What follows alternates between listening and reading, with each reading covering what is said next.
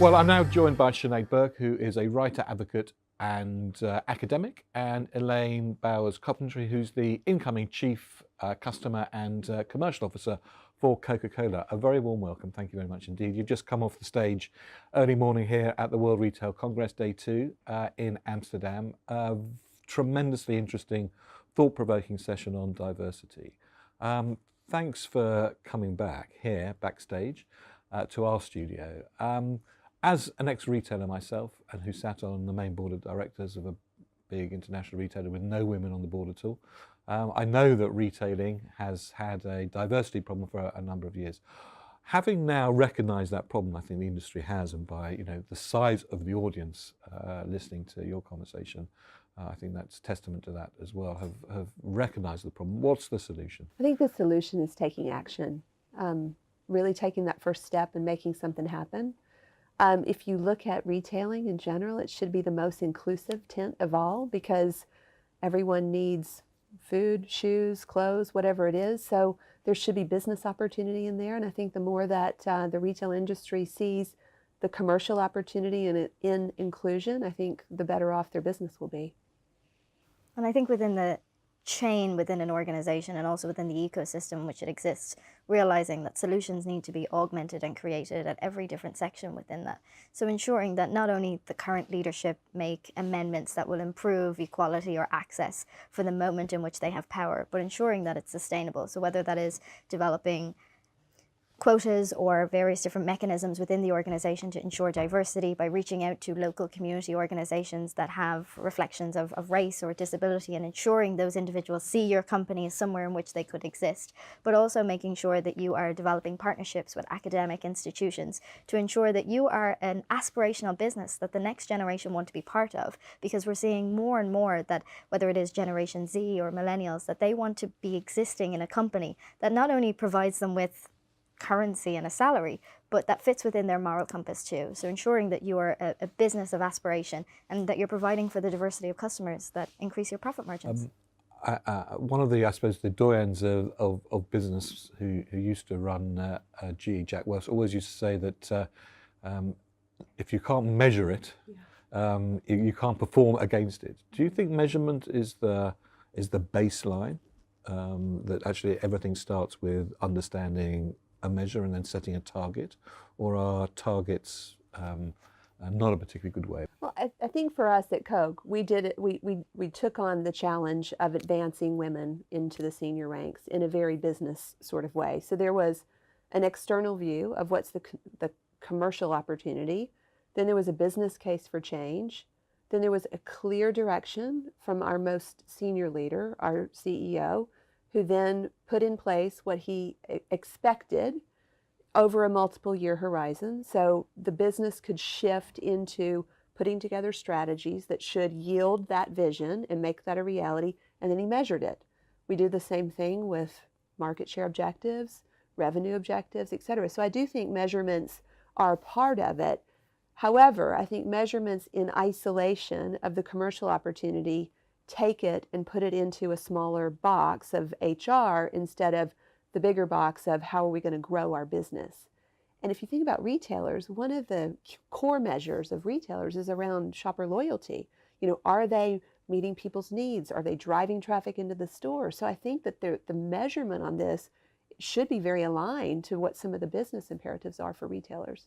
So you see it in the context of a business strategy as opposed to a diversity strategy. Mm-hmm. I think both of you made the point about this is a process of time, and not the expectation of it to be sorted really quickly.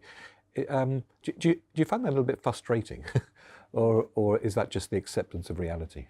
It's incredibly frustrating. I think as being somebody who, you spoke about so articulately about the expansion of where Coca-Cola has come from in terms of its representation of women in leadership. And we all want to see this change happen instinctively. But if we create processes where overnight we increase the diversity of people of colour within an organisation of 50% when it was perhaps smaller than that, or the same with disabled people, the culture of that organisation is not ready nor equipped for that change. So in order for it to be authentic, exactly as you said, these things take marginal increments, and it is unfortunate, and I want it to be much more amplified and accelerated in that rate of change. But we need to start, if you haven't already, immediately, and making sure that the company holistically is ready for that ascension.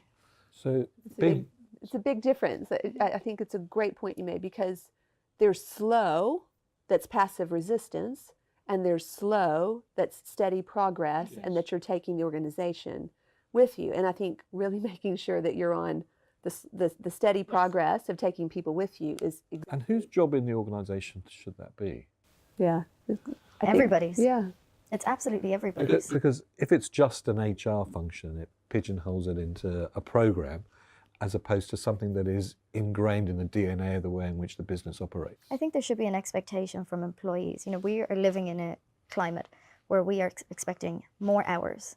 We're expecting dedication, we're expecting loyalty. We are creating campuses where individuals can give all of themselves to the working environment and bring their full selves to work. And if we have that expectation on individuals and asking them to bring their holistic selves, then we should be providing spaces where that is accepted, welcomed, invited, but also appreciated. And you know, that whole self is an educational tool for amending the business model. But it is up to the individual who perhaps is just out of university and starting salary to ask those questions, to provoke senior leadership into thinking in this way. But there is also a responsibility from those within the C-suite to listen to those who have less power and are beneath them, based on kind of the design of companies, and say, well, this is our responsibility. I mean, I think you make a really interesting point. I was discussing an interview that my eldest son went to very recently, and I was quite shocked at the questions that he said he asked the employer. And wasn't there many years ago in my day where you were very grateful to get a job and you just asked the basics about the salary and when you needed to be where, etc., as opposed to really challenging the employer about how they operate, what they do, what their policies are, what their contribution to the world is, other than just making products. It's that power of choice. Yes. And that, as you said, perhaps there is a greater economy for employment now, but there's also an expectation that individuals themselves see a value within their own capacity, and that if I'm going to enlist with an organization, I want to make sure that that value is not only respected, but is aligned with whatever values I hold myself.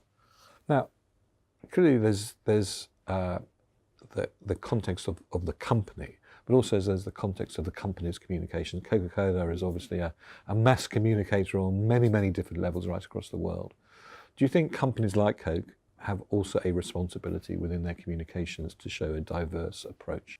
Absolutely, and I think that's an area where I'm really proud of what we've done, and not just in the past few years, but forever. And if you ever have an interest in looking into this, there's some really interesting stories that are on our webpage. But years ago, in the American South, when it was not really permissible to show people of color and Caucasian people sitting together, things like that, that was quite risky in the 60s. There's a famous billboard print ad where there is an African-American person and a Caucasian person that are sitting on a bench together, and they're physically touching. And the bench also has a little separation of the arm in there. So even some of the nuances in the artwork showed our point of view, because we have always been an inclusive brand. The famous Andy Warhol statement around Elizabeth Taylor, the Queen, and the bum on the street, they all get the same Coke. So I think that we've certainly had that part of our DNA really before we talked about it. In fact, there was a moment of time where we were trying to figure out how to talk about it with the right tone of humility. But I do think brands can really play a role in those conversations. And to Sinead's point, I think people who are considering employment are looking for that sort of conscience with companies. So finally, what advice, or help, probably that's a better word for it, what help do you think companies should do on the glide path to increasing their diversity within the organisation? What advice would you give them?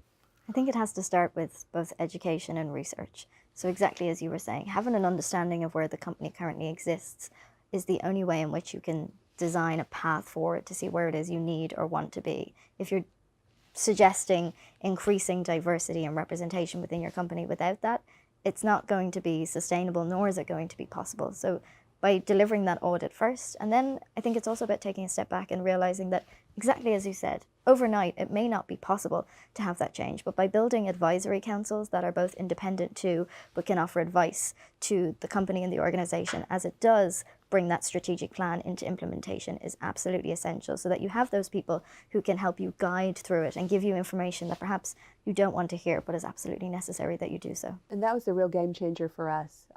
When we started on the gender diversity topic 12 years ago, 11 years ago, our chairman and CEO appointed 12 women from across the business, across the world, and said, go into a room for 2 days and figure out what's the strategy. And empowered them? Yes, and in fact, because my manager was one of the ones that went in the room, and we were waiting when she came back, like, what happened?